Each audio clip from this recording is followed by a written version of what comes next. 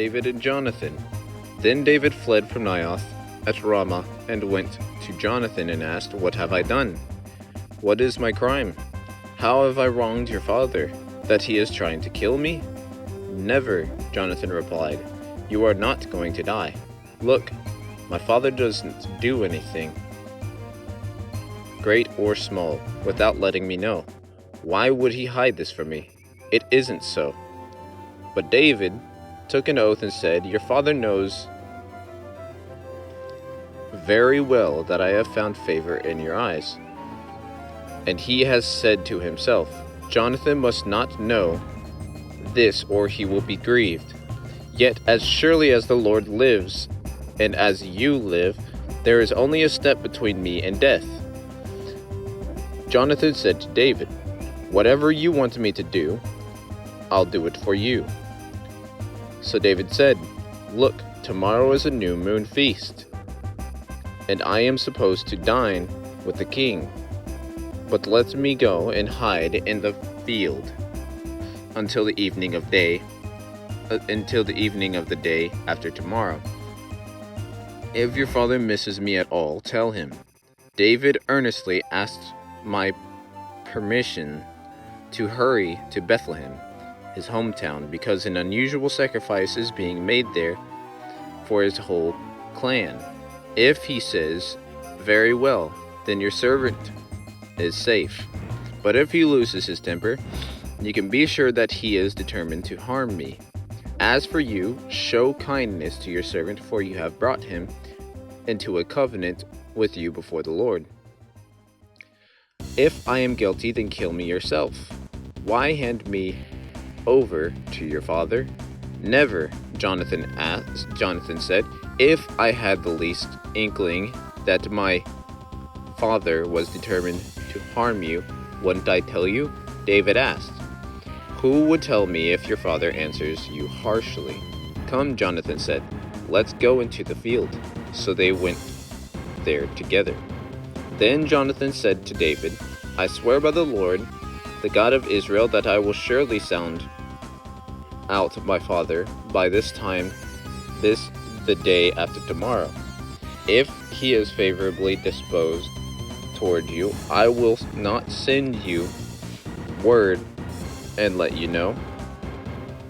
But if my father intends to harm you, may the Lord deal with Jonathan, be it so ever severely, if I do not let you know and send you away in peace. May the Lord be with you, as he has been with my father.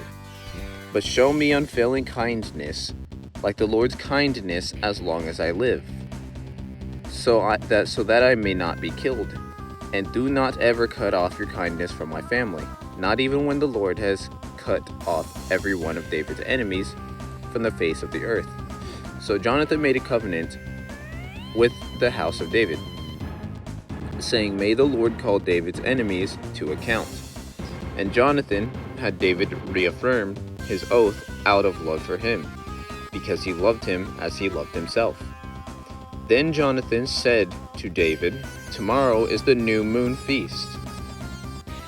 You will be missed." The new moon feast is also what the Cherokees celebrated too. So this kind of means something to me. The new moon feast.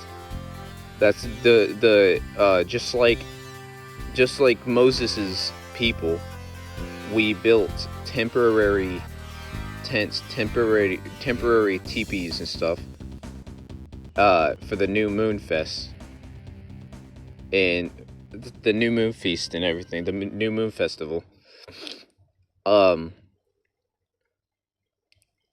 So that kind of tells me something. You will be missed, because your seat will be empty. The day after tomorrow, toward evening, go to the place where you hid when this trouble began, and wait by the stone Ezel.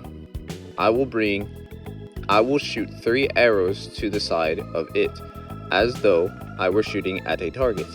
Then I will send a boy and say, 'Go find the arrows.' If I say to him, 'Look, the arrows are on this side of you, bring them here,' then come, because as surely as the Lord lives, you are safe.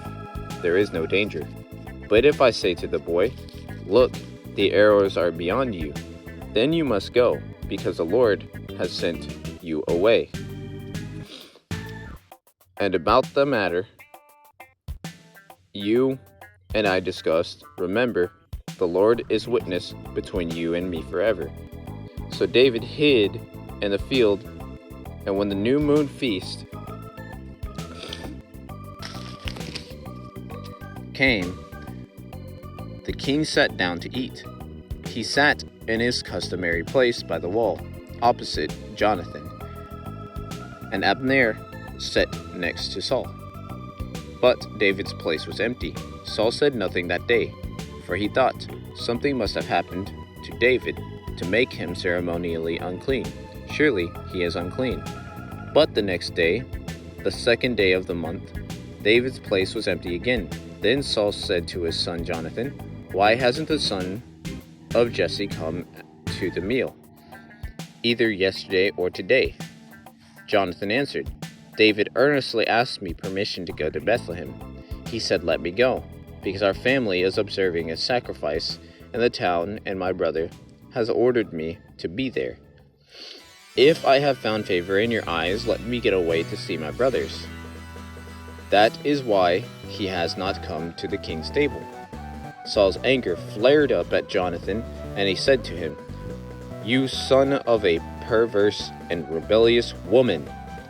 Don't I know that you have sided with the son of Jesse to your own shame and to the shame of the mother who bore you? As long as the son of Jesse lives on this earth, neither you nor your kingdom will be established. Now send someone to bring him to me, for he must die. Why should he be put to death? What has he done?" Jonathan asked his father. But Saul hurled his spear at him to kill him. And Jonathan knew that his father intended to kill David. Jonathan got up from the table in fierce anger. On the second day of the feast, he did not eat, because he was grieved at his father's shameful treatment of David. In the morning, Jonathan went out to the field for his meeting with David.